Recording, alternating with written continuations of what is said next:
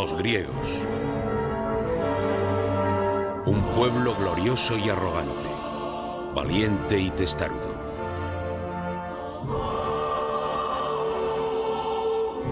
Estos fueron los hombres y mujeres que fundaron las primeras civilizaciones de Occidente.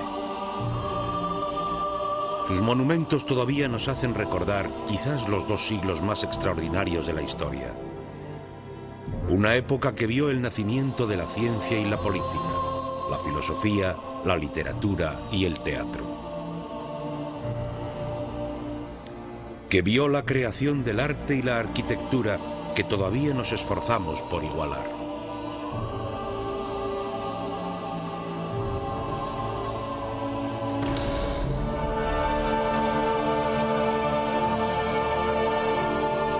Y los griegos consiguieron todo esto teniendo la guerra y los conflictos como telón de fondo, ya que vencieron ejércitos, armadas, imperios mucho mayores que ellos y construyeron su propio imperio que se extendió por todo el Mediterráneo. Durante un breve periodo, las flotas griegas dominaron los mares. Su prosperidad era inigualable. Estas hazañas que perfilarían nuestro mundo, fueron llevadas a cabo no por personajes perdidos en la historia, sino por hombres y mujeres cuyas voces todavía podemos escuchar, cuyas vidas todavía podemos seguir hoy en día. Hombres tales como Temístocles, uno de los más grandes generales del ejército. Pericles, un político con visión y genio. Y Sócrates, el filósofo más famoso de la historia.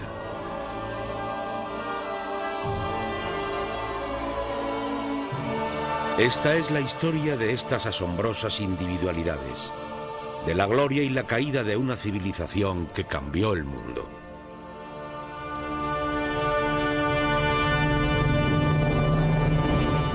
Los griegos, crisol de la civilización.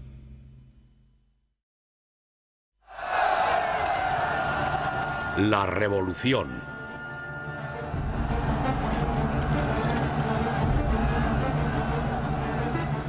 Año 508 a.C., 5 siglos antes del nacimiento de Cristo. En una ciudad llamada Atenas, una diminuta ciudad de Grecia, el pandemonio gobernaba las calles. La gente normal se rebelaba contra sus gobernantes, pidiendo libertad por los siglos de opresión.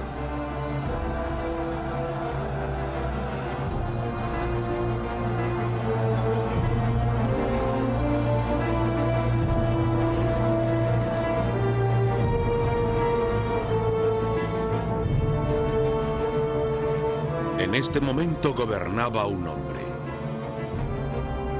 un noble ateniense llamado Cleístenes.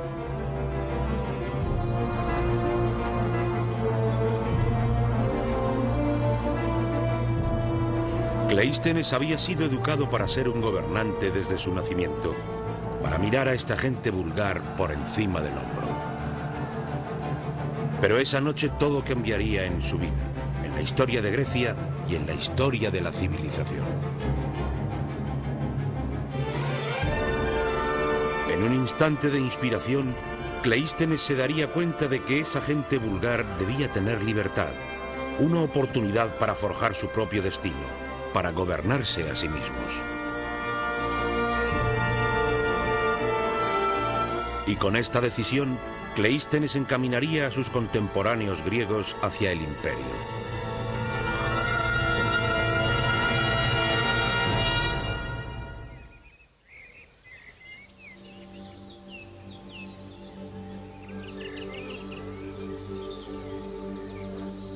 Los historiadores estiman que Cleístenes nació alrededor del año 570 a.C. No era en absoluto el tipo de hombre para el pueblo, ya que había nacido en una de las familias más ricas de Grecia. Su casa era un palacio para aquella época.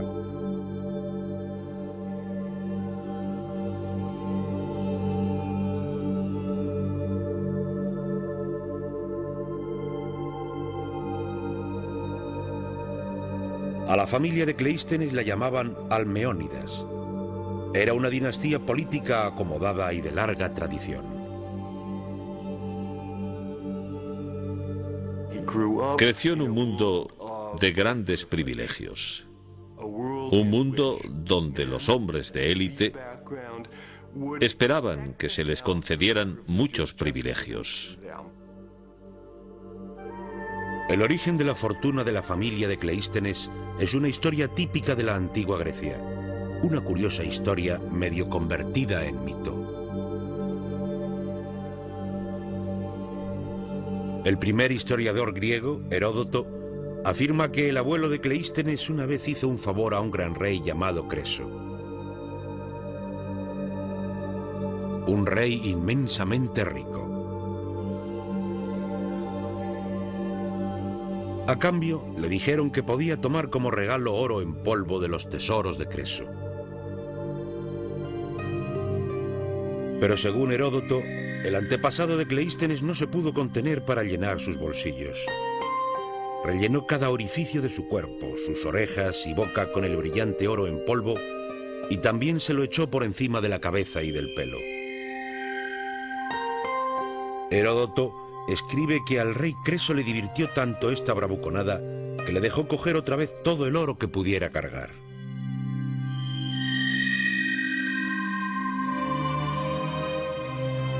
Pero sea cual sea la fuente de la riqueza de la familia de Cleístenes, no hay duda de que la usaron eficazmente para conseguir poder.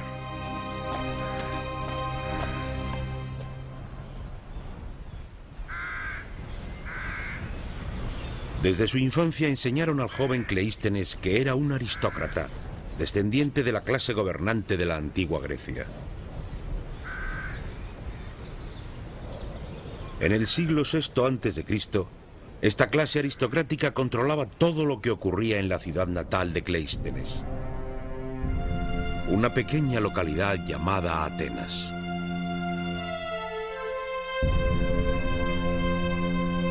Atenas está situada en el centro de una península del Mediterráneo que Cleístenes conocía como Hélade y que ahora llamamos Grecia.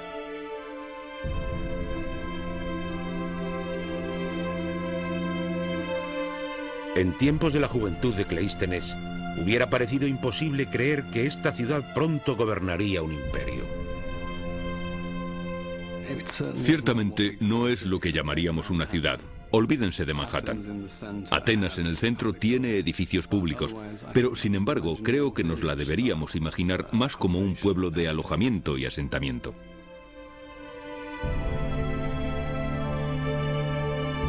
La ciudad fue construida alrededor de la Acrópolis, un abrupto afloramiento de roca desnuda, una fortaleza desde la cual los atenienses se defenderían de los ataques de sus vecinos.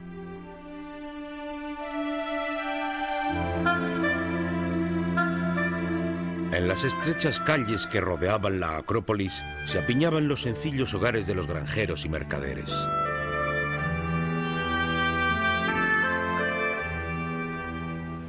La mayoría de las casas eran de ladrillo de barro. No había tratamiento de aguas residuales ni recogida de desechos. Para nosotros sería como pagar por un pueblo del tercer mundo. Seguro que a medida que te acercabas a Atenas la podías oler. Los hombres pasaban la vida en los campos o en oficios básicos. Las mujeres se pasaban el día encerradas en casa, cocinando, cosiendo y tejiendo. Para estos atenienses, la lectura o la escritura eran una extraña tarea. No había nada que se pudiera llamar ciencia o medicina. La esperanza de vida al nacer era inferior a los 15 años. Creo que la idea de que la vida en la antigua Grecia era desagradable, brutal y corta sería muy precisa. Verdaderamente, la vida era extremadamente dura.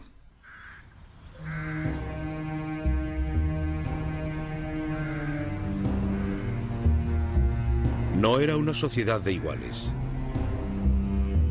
Los atenienses comunes vivían bajo el yugo de los aristócratas, hombres como el padre de Cleístenes.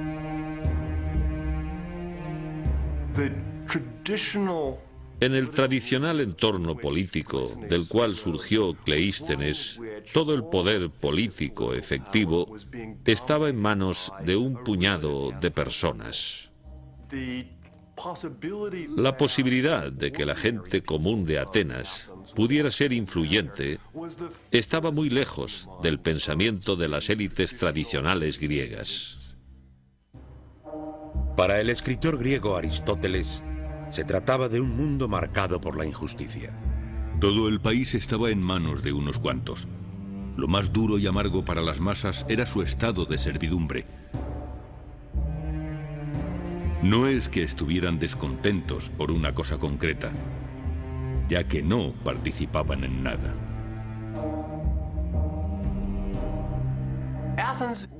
Atenas, en cierto sentido, se volvió en su propia contra.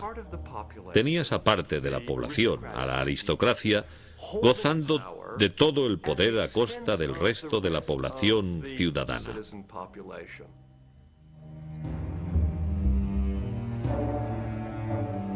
Dominada por los aristócratas, a quienes solo les interesaba conservar su propio poder, Atenas apenas parecía un estado a punto de construir un gran imperio. Pero por entonces tampoco parecía que Grecia fuera una tierra que pudiera generar tanta grandeza. Si te fijas en la geografía de Grecia, no se diría que fuera el lugar en donde se esperaría que surgiera una gran civilización. Hay demasiadas montañas. Grecia no tiene el obvio paisaje físico que típicamente se asocia con las auténticamente grandes civilizaciones imperiales del antiguo mundo. Las grandes civilizaciones de tiempos de Cleístenes habían crecido alrededor de los ríos y de las llanuras fértiles que se extendían desde sus orillas. Al sur de Grecia se encuentra Egipto, donde las inundaciones regulares del Nilo mantenían a una civilización desde hacía ya 2000 años. Y al este se encuentran los persas. En el corazón de su imperio fluyen los ríos Tigris y Éufrates. Este fue el lugar de nacimiento de la civilización. El hogar de las primeras ciudades del mundo.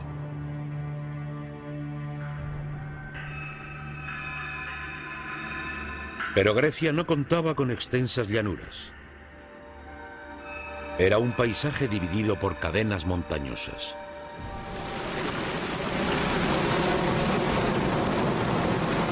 Más allá de la costa se encuentran numerosas islas diminutas. Parecía imposible para un simple gobernante dominar este mundo fragmentado. Grecia estaba dividida en innumerables naciones diminutas, cada una con su propia cultura e historia.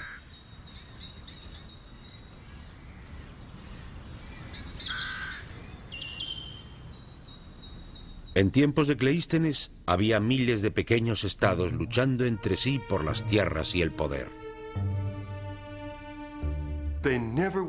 Nunca estaban unificados políticamente, o al menos en el periodo clásico, jamás estuvieron unificados políticamente. Y además, cada ciudad-estado griega, cada polis, luchaba por mantener su propia independencia, a veces con éxito, a veces sin él.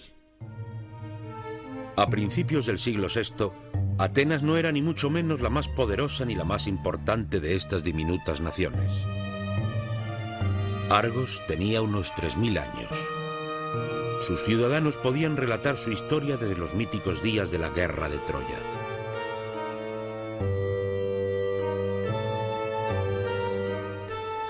Los corintios dominaban el mercado de Grecia. Sus barcos surcaban el Mediterráneo transportando mercancías hacia y desde Egipto, Asiria e Italia.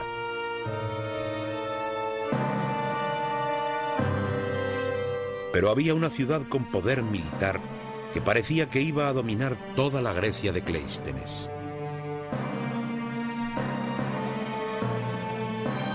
En el sur de Grecia, junto a los lechos de juncos del río Eurotas, se encuentra la ciudad de Esparta.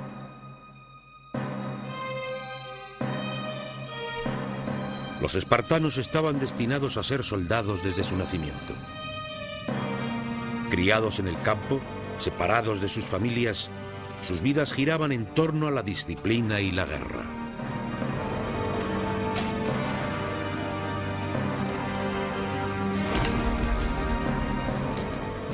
La vida de un espartano medio se centraba en su cuartel y se le preparaba para convertirse en un militar. Los espartanos vivían una vida despojada de comodidades, con pocas posesiones, aparte de sus armas y de sus capas teñidas de rojo para disimular su sangre o la de sus víctimas. Los espartanos estaban entrenados para soportarlo todo. Hay historias como la que relata la visita de Sibarita a Esparta, quien tras haber probado la comida local, dijo que ahora entendía por qué los espartanos estaban dispuestos a morir, porque la muerte no era nada en comparación con comer su comida. Los espartanos eran unos despiadados expansionistas. En tiempos de Cleístenes habían conquistado todas las regiones de alrededor, más de 10.000 kilómetros cuadrados, y habían reducido a estas poblaciones conquistadas a una clase esclava conocida como los ilotas.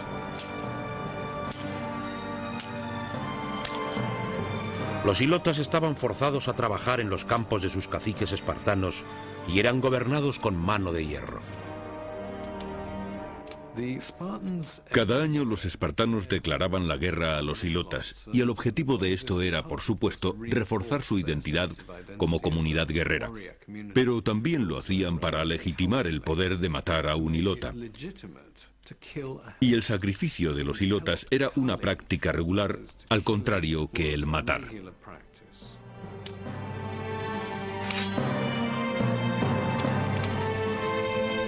Si había algún lugar en la Grecia de Cleístenes donde quizás se pudiera construir un imperio, era Esparta.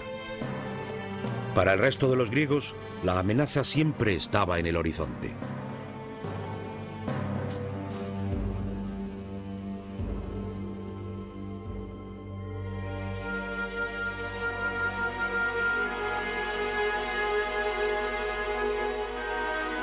Este era el mundo de la infancia de Cleístenes. Educado en una familia de élite interesada en sí misma, en un estado que solo era una potencia de tercer orden.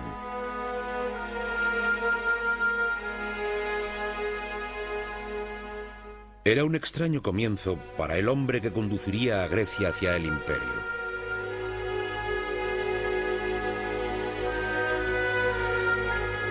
Pero Cleístenes siempre había sido un hombre entusiasmado por un sueño. La excepcional visión griega de la grandeza que un hombre podía alcanzar.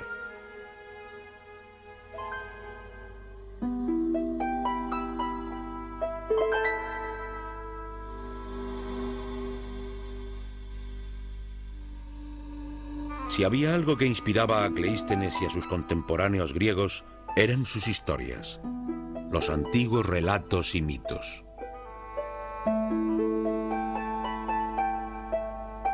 Al país siempre acudían cientos de bardos viajeros que recitaban estas historias a cualquiera que pagara.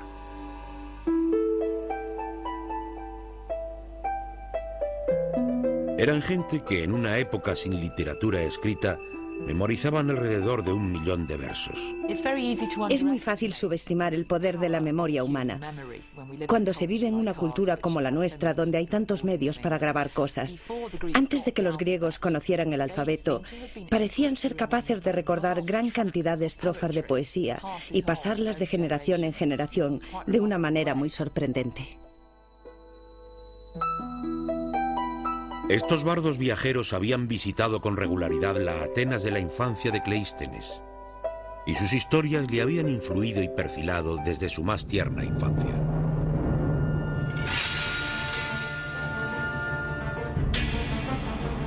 Los dos relatos más famosos que estos poetas contaban todavía se conservan: la Ilíada y la Odisea, compuestas por el legendario poeta Homero. Estos relatos cuentan historias de tremendas batallas y épicas luchas. Y en su corazón descansan los héroes. Personajes míticos cuya fortaleza les había proporcionado poder y gloria.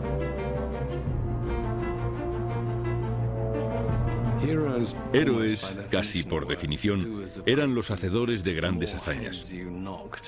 Cuantas más cabezas cortabas y cuantas más mujeres desvirgabas, mayor era tu estatus heroico. En todo el arte griego encontramos imágenes de héroes. Estas figuras guerreras, valientes, bellas, con determinación para conseguir la victoria a toda costa, eran el ideal del griego. El ideal heroico era absolutamente el centro en toda la cultura griega. Los héroes lo conseguían todo, y uno puede esperar alcanzar un estatus heroico imitando las hazañas de, por ejemplo, Aquiles. Aquiles era el arquetipo del héroe griego. De niño le habían ofrecido elegir entre una larga vida vulgar o un breve lapso de gloria en el campo de batalla. La elección de Aquiles fue una muerte temprana y la fama eterna.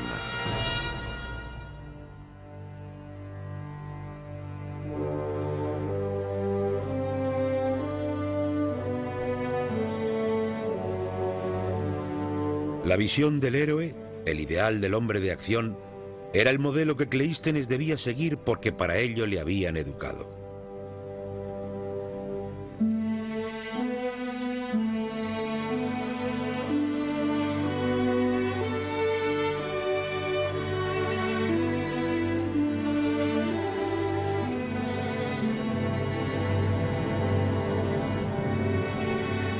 Para perseguir una vida de grandeza y gloria, lograda con fortaleza y valor.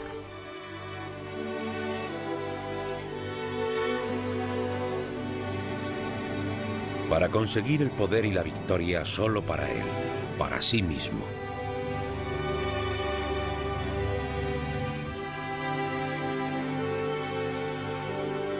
Para convertirse en un auténtico héroe en la vida real.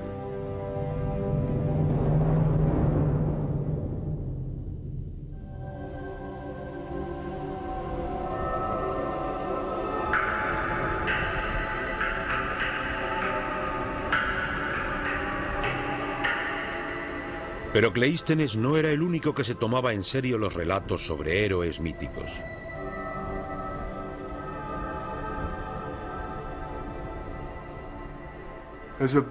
Hay un gran cambio a mediados del siglo VI, cuando un hombre se hace con el control del gobierno comportándose como lo que los griegos llamaban un tirano.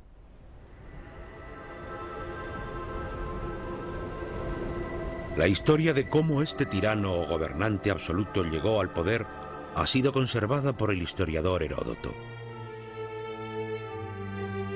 Un día, un hombre de modales dignos y nobles llegó a la ciudad de Atenas. Junto a él se encontraba una alta y bella mujer. Una mujer que, según él, era la diosa de Atenas, Atenea. Este gallardo personaje pidió que le dieran el gobierno de Atenas porque, al igual que los héroes de Homero, estaba bajo la protección de una diosa. Sorprendentemente, los atenienses le acogieron como su nuevo gobernante, a pesar de que la diosa era una sencilla joven, particularmente alta, de un pueblo vecino. Y el personaje heroico era un extraordinario hombre llamado Peisístrato, el propio cuñado de Cleístenes. Pienso que Peisístrato era un excelente político. Sin duda, este hombre tenía un buen ojo para aprovechar todas las oportunidades. Pero mientras consolidaba su gobierno, estaba claro que Peisístrato tenía ambiciones mayores que simplemente conseguir el poder. Peisístrato era un hombre extremadamente inteligente. Claramente entendía que si iba a mantener el control de Atenas, que si iba a poder consolidar su gobierno y pasar el control a sus hijos, lo que era su objetivo, tendría que encontrar aliados.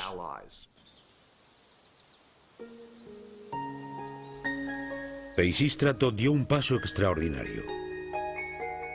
Acudió a los atenienses corrientes en busca de apoyo, minando la organización social de aristócratas y plebeyos que había durado siglos.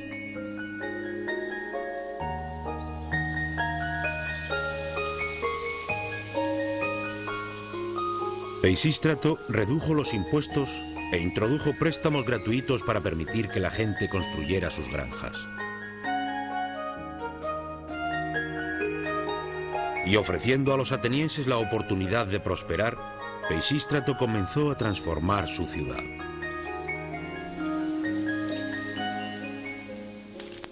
Con el ascenso de Peisístratos, empezamos a ver el crecimiento acelerado en el ámbito agrícola.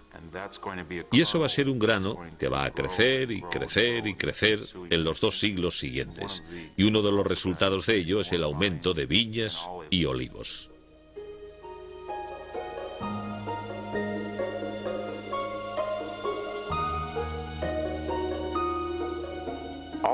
Los olivos se manifiestan en cada aspecto de la cultura griega.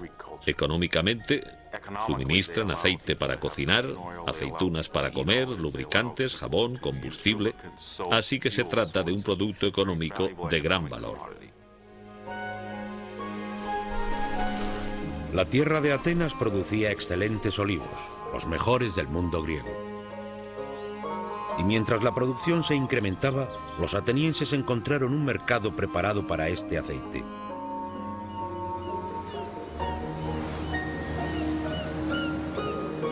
No solo en los otros estados griegos, sino cruzando el mar, en Egipto y Fenicia, Persia y Asiria. Ya que Atenas estaba idealmente situada para exportar por todo el Mediterráneo oriental. Grecia está en medio de un extraordinario grupo de antiguas civilizaciones. Al este está limitada por el Imperio Persa. Al sur, por la antigua civilización de Egipto. Al oeste, por los etruscos y los romanos.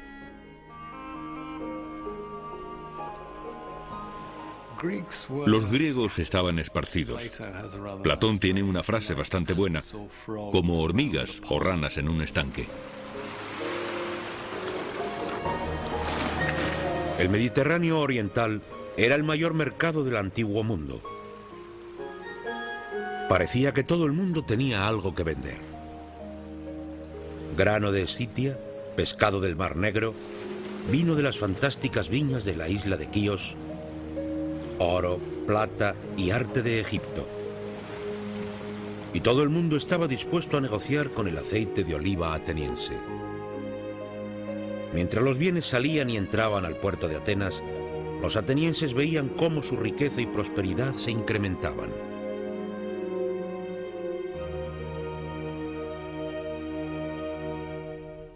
Pero la consecuencia más asombrosa de la repentina expansión de Atenas se originaría en las calles más oscuras de la ciudad. El primer legado artístico importante de Atenas, el vaso.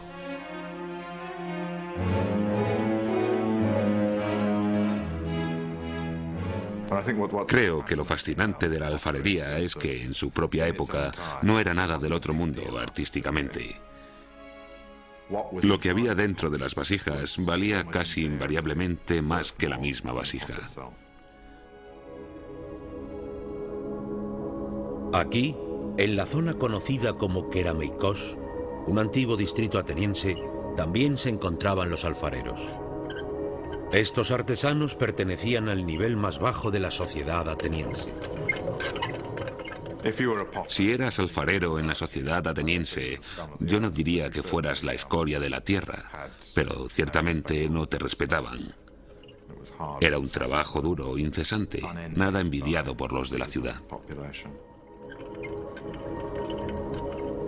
La cerámica había sido un producto principal en el mundo antiguo durante miles de años, usada en la cocina de casa o para transportar aceites y comida. Pero su diseño siempre había sido sencillo, usando patrones geométricos y figuras básicas, diseños basados en el arte egipcio y asirio. Los alfareros atenienses, al decorar sus trabajos, empezaron a desarrollar un nuevo estilo de pintura. Una frescura y un naturalismo jamás vistos. Un estilo que hoy sigue asombrando. Hoy es normal que se paguen millones de dólares o libras por un jarrón griego en los modernos mercados de antigüedades. Y si los fabricantes de aquellas vasijas tuvieran la menor idea del precio al que se venden hoy, se revolverían en sus tumbas bien con resentimiento, bien con absoluta hilaridad. Estos alfareros atenienses parecían haber estado motivados no solo por la idea de producir buen arte para la eternidad, sino por competir entre sí. En una vasija particularmente delicada encontramos un orgulloso comentario. Eutímides, hijo de Polias, dibujó esto. Y luego debajo. Y apuesto que Eufronias no lo hubiera hecho igual.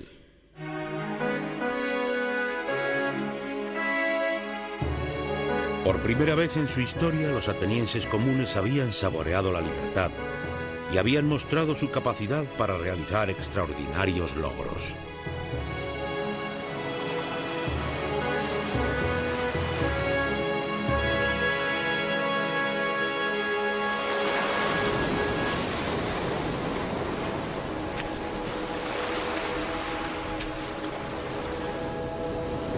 Cleístenes creció bajo el mandato de Peisístrato y vio cómo cambiaba Atenas.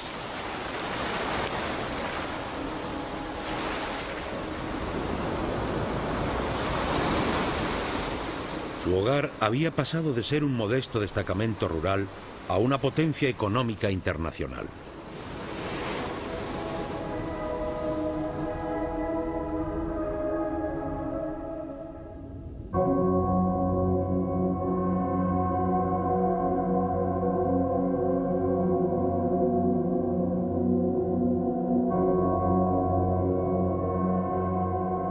Pero el gobierno de Peisístrato, de tiranía benévola, no duraría para siempre.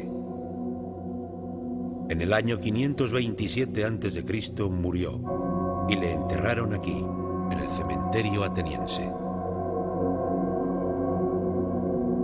Su hijo Hipias le sucedió. Al principio, Hipias siguió los pasos de su padre gobernando Atenas con mano suave. Pero pronto, los atenienses descubrieron la peligrosa naturaleza de la tiranía.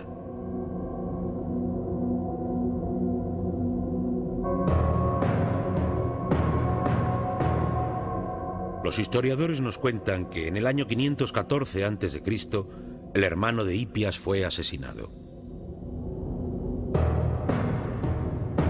Dolido y amargado, el comportamiento del tirano cambió por completo. Hipias no solo ejecutó a los asesinos, sino que también torturó a una de sus esposas hasta morir.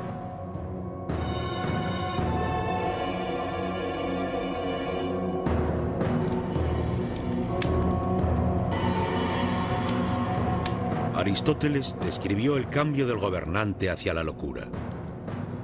Después de esto, la tiranía se hizo mucho más cruel, ya que Hipias ordenó numerosas ejecuciones y sentencias de exilio para vengarse por la muerte de su hermano, y se hizo rencoroso y sospechaba de todo el mundo.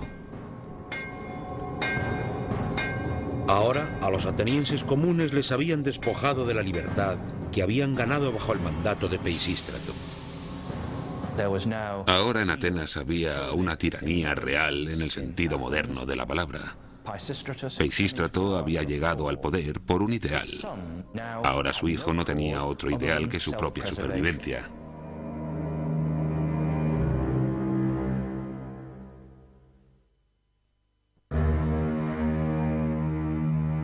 La vida para Cleístenes se hacía cada vez más peligrosa.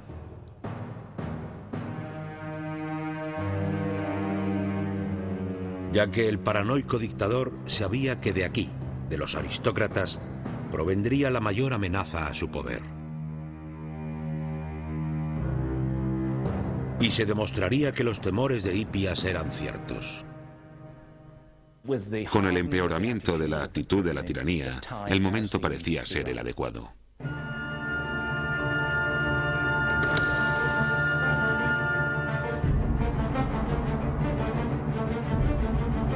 Cleístenes decidió correr su primer gran riesgo. Intentaría derrocar a Hipias para ganar poder para sí mismo y para su familia. La ambición de Cleístenes, poner su sello en la época, es algo que por supuesto tenía en mente desde una edad muy temprana. En las historias de los héroes vemos que necesitan tener éxito y vencer en el momento adecuado.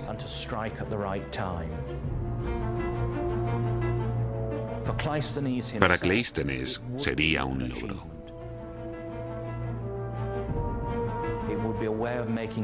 Cleístenes montó un complot para derrocar al tirano.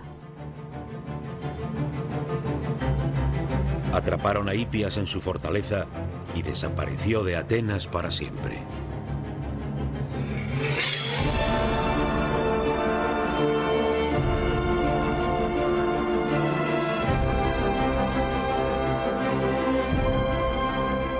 Era el año 510 a.C.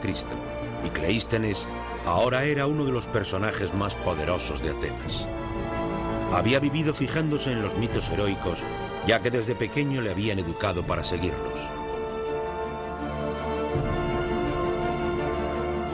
Pero la sociedad griega estaba cambiando. El impulso heroico que tuvo Cleístenes ya no estaba reservado para la élite. Ahora estaba calando en cada nivel de la sociedad griega.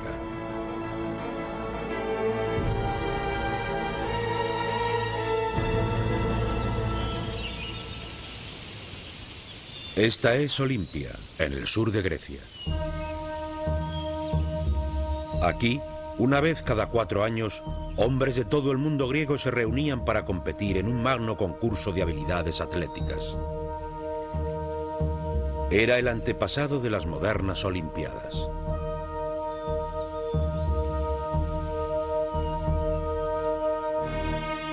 Para el antiguo escritor viajero Pausanias, las Olimpiadas eran lo más destacable de cualquier visita a Grecia.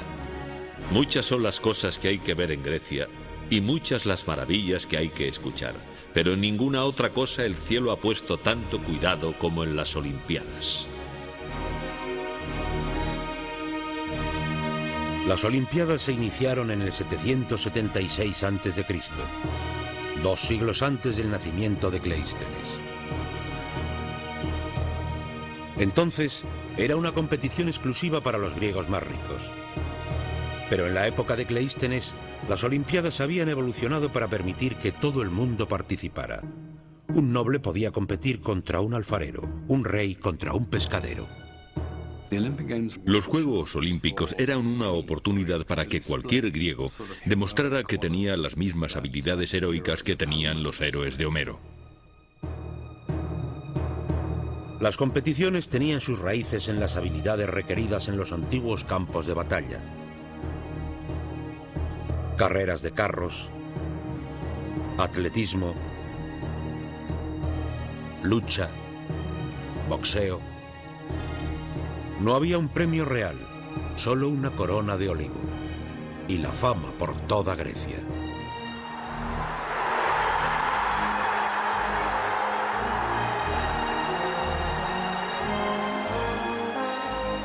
Un competidor podría estar rodeado por la mayor multitud de pacíficos griegos que jamás hubiera visto. Quizás unos 4.000 griegos se reunirían en los Juegos Olímpicos.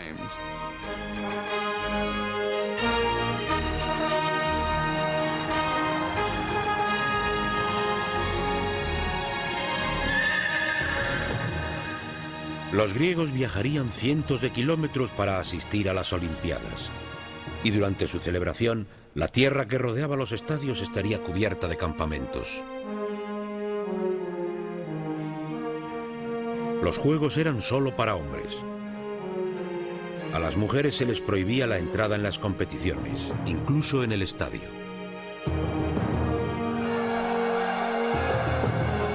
Para el hombre griego, fuera cual fuera su origen o clase, ganar aquí daría un impulso a su vida. Tenías brevemente un momento de gloria, de extrema fama, que era lo que más valoraba la competitiva cultura griega. Aquí los griegos quizás habían encontrado una manera civilizada de satisfacer el ideal heroico. Habían construido una meritocracia basada en la destreza y la habilidad, donde cualquiera podía ganar.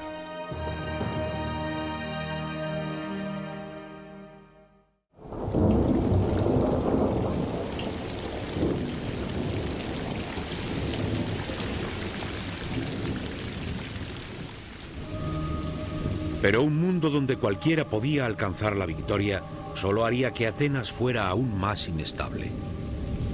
Tan pronto como Cleístenes ganó poder, vio que otros estaban conspirando en su contra. Aquí el heroísmo todavía significaba una cosa: ganar poder cuando y como puedas. La única regla es que consigues lo que puedes y para ello luchas. Tienes que ir y demostrar que puedes ganar.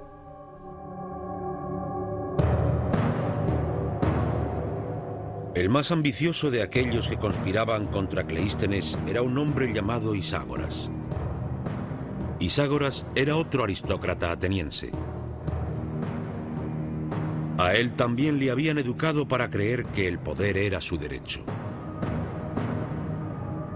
Pero Iságoras también sabía que él solo no podía conseguir poder.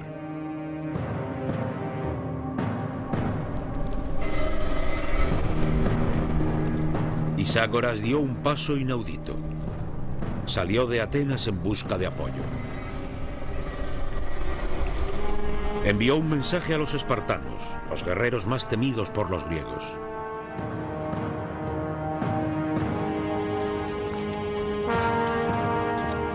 Iságoras era un viejo amigo de los espartanos.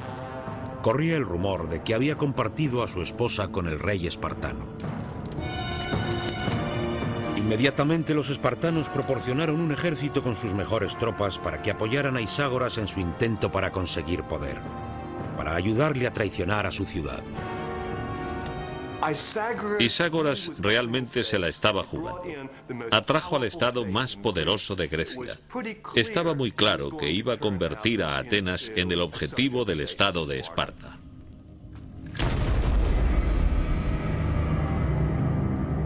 Con su ejército espartano, Iságoras dio el golpe de estado, tomando el control de Atenas.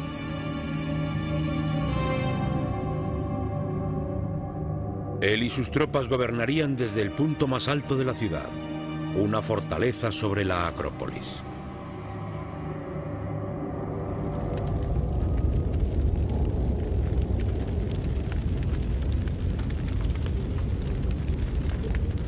Los primeros objetivos del nuevo tirano eran los demás aristócratas, sobre todo Cleístenes.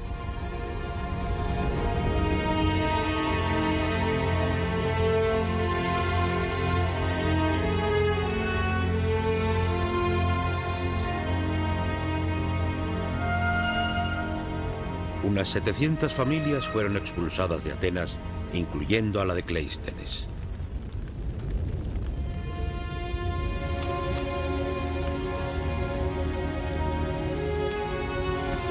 Cleístenes abandonaría su ciudad, dejándola una vez más en manos de un déspota dictador. Un dictador que ahora gobernaba con el apoyo del poder más temido por Grecia, el de los espartanos. Para Cleístenes, todas las lecciones de su infancia parecían traicionadas.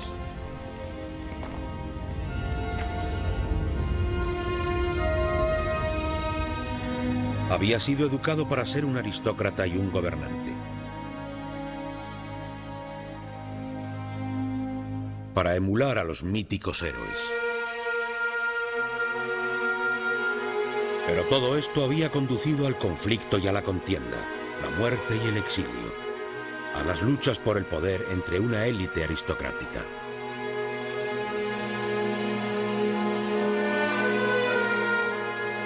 ¿Cómo podría Atenas escapar de este inútil ciclo de violencia?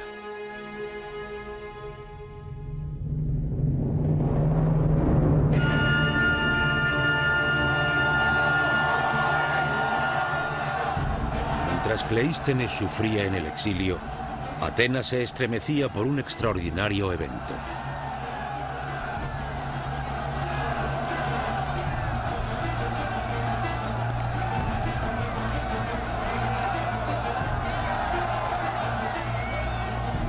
Al igual que sus míticos héroes, la gente corriente de Atenas ahora tenía su destino en sus propias manos.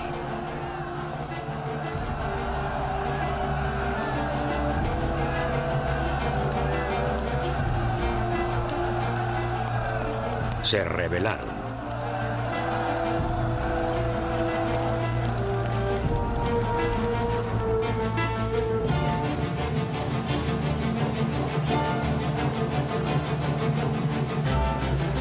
Pitágoras y sus aliados espartanos se refugiaron en lo alto de la Acrópolis, el punto más alto de la ciudad. Pero incluso allí no pudieron escapar de la furia de los atenienses.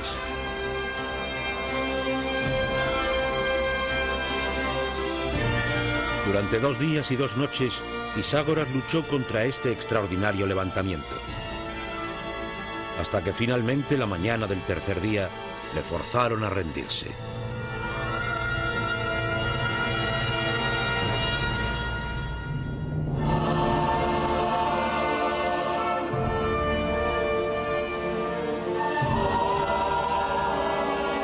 Era el año 508 a.C.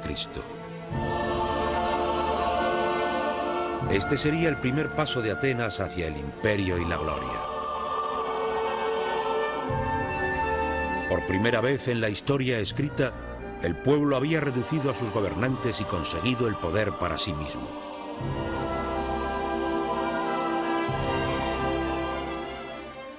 Atenas en este momento está bajo el control del populacho. Gente corriente que se había rebelado sin un liderato organizado. Y la pregunta es, ¿y ahora qué pasa? En este nuevo amanecer, el pueblo ateniense se dirigió a un hombre.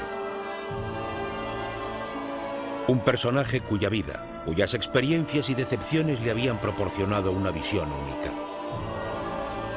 Recuperaron a Cleístenes de su exilio y le pidieron que formara un gobierno.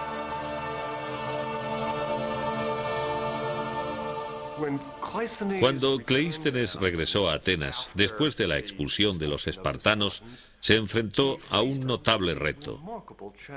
No existía la posibilidad de coger y volver a poner en el poder a un grupo de aristócratas. No era posible para él declararse a sí mismo tirano.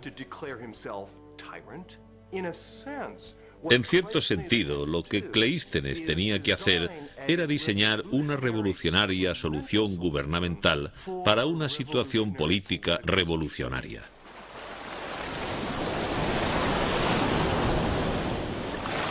Para Cleístenes, el problema era cómo ofrecer a los atenienses esa seguridad en el futuro que pedían.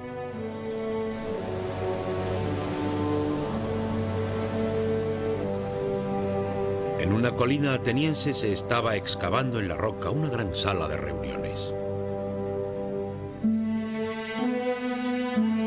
Aquí, a la sombra de la Acrópolis, los ciudadanos de Atenas ahora se podían reunir para discutir el futuro de su estado.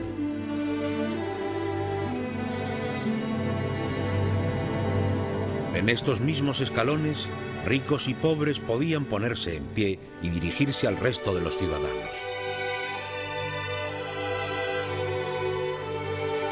Es el antecedente de la Cámara de los Comunes británica, del Congreso americano, de los parlamentos de todo el mundo. Y en el lugar donde una vez el gobierno se había decidido mediante la fuerza de una espada o por el golpe de una afilada lanza, Cleístenes instituyó el voto simple. Una piedrecita blanca para el sí, una piedrecita negra para el no. Y con esta idea sencilla y elegante, Cleístenes instituyó la ley del pueblo. Un sistema de gobierno que ahora conocemos como democracia.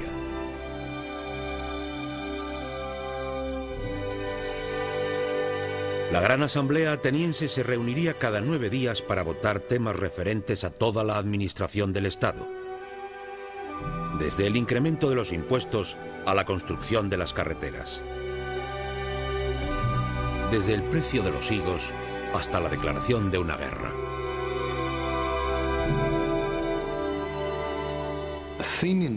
La democracia ateniense es un tipo de democracia muy diferente a la nuestra.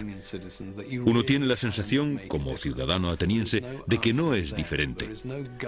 No hay nosotros y ellos. No hay un gobierno separado del ciudadano ateniense corriente. Ellos son el gobierno. La democracia representaba un gran salto. Una cultura originalmente elitista y heroica ahora había cambiado, y la idea era que incluso los griegos normales, que no eran aristócratas ni ricos, pudieran ser héroes en la política.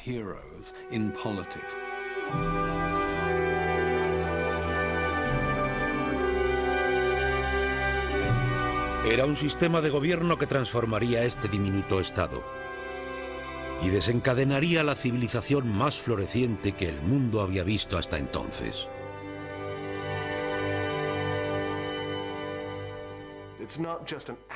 No solo tenías la democracia por accidente, sino que también tenías esta floreciente cultura. Y creo que realmente la democracia, de una manera muy real, libera, posibilita, hace posibles los potenciales dentro de las sociedades humanas, que era poco probable que se desencadenaran, que se realizaran de otra manera. Los atenienses tomarían los grandes logros del mundo antiguo y los transformarían.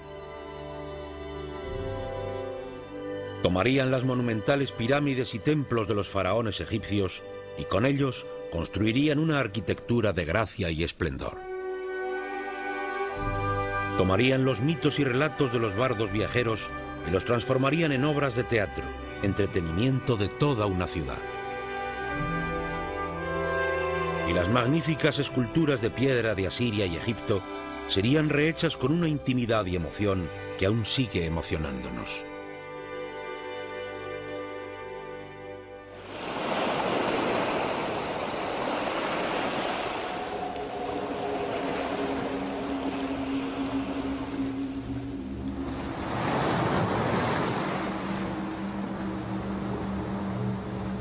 Pero mientras la democracia de Cleístenes se fortalecía, una nueva amenaza se congregaba en el este: el poderoso imperio persa. Los persas eran la mayor potencia de la época. Gobernaban un imperio que se extendía desde la India hasta el Mediterráneo. Según Atenas adquiría poder y confianza, los persas se daban cuenta de que este diminuto estado de su frontera oriental pronto supondría una amenaza.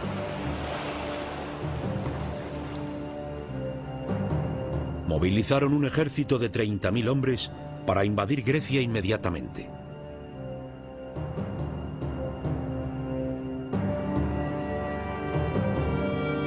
La democracia de Cleístenes, apenas nacida, se iba a enfrentar ahora a su prueba más dura.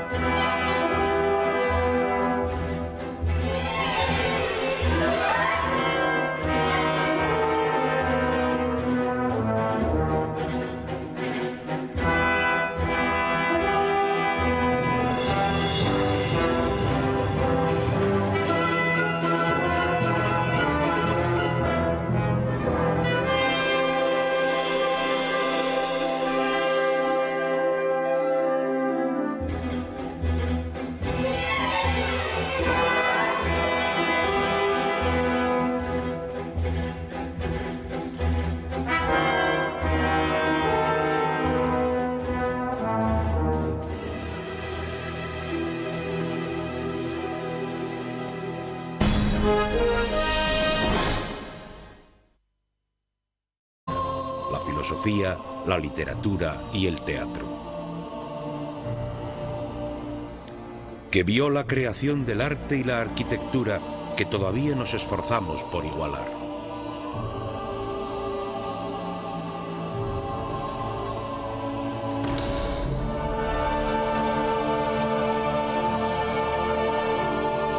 Y los griegos consiguieron todo esto teniendo la guerra y los conflictos como telón de fondo, ya que vencieron ejércitos, armadas, imperios mucho mayores que ellos y construyeron su propio imperio que se extendió por todo el Mediterráneo.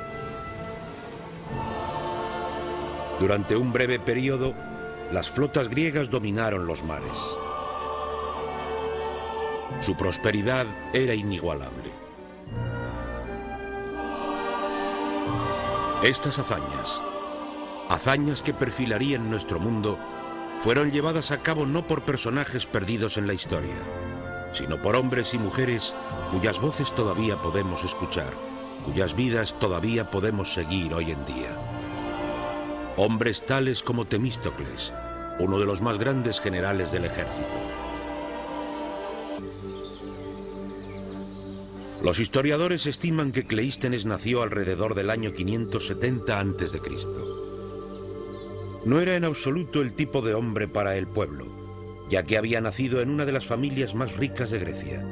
Su casa era un palacio para aquella época.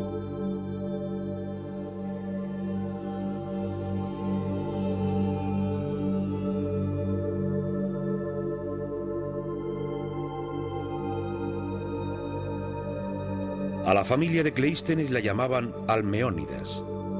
Era una dinastía política acomodada y de larga tradición.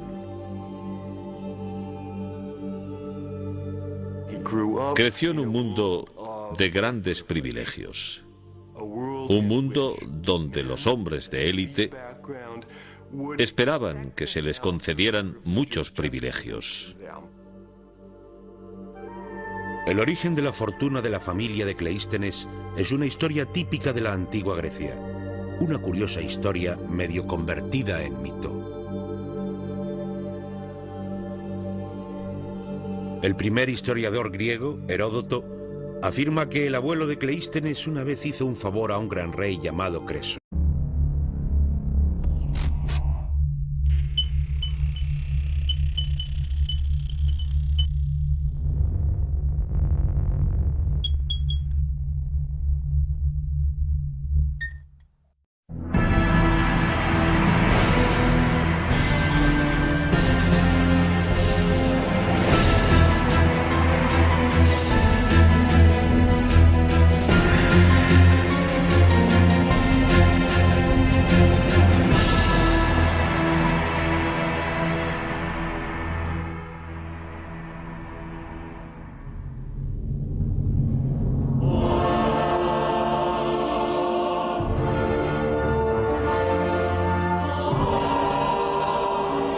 Los griegos.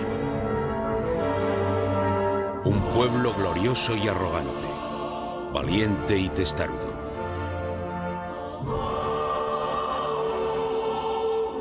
Estos fueron los hombres y mujeres que fundaron las primeras civilizaciones de Occidente. Sus monumentos todavía nos hacen recordar quizás los 2 siglos más extraordinarios de la historia. Una época que vio el nacimiento de la ciencia y la política.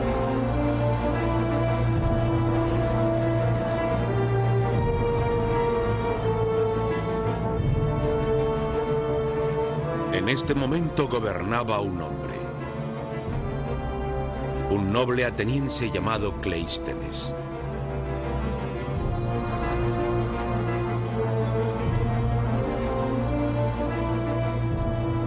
Cleístenes había sido educado para ser un gobernante desde su nacimiento, para mirar a esta gente vulgar por encima del hombro. Pero esa noche todo cambiaría en su vida, en la historia de Grecia y en la historia de la civilización. En un instante de inspiración, Cleístenes se daría cuenta de que esa gente vulgar debía tener libertad, una oportunidad para forjar su propio destino, para gobernarse a sí mismos. Y con esta decisión, Cleístenes encaminaría a sus contemporáneos griegos hacia el imperio.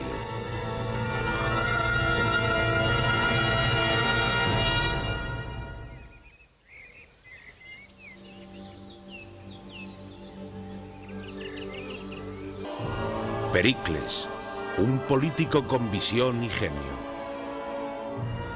Y Sócrates, el filósofo más famoso de la historia.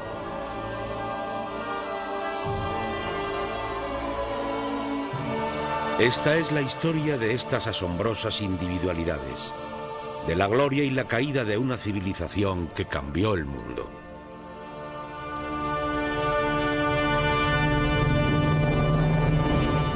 Los griegos, crisol de la civilización.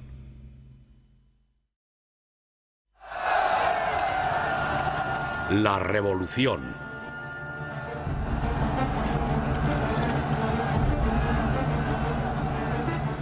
Año 508 a.C., 5 siglos antes del nacimiento de Cristo.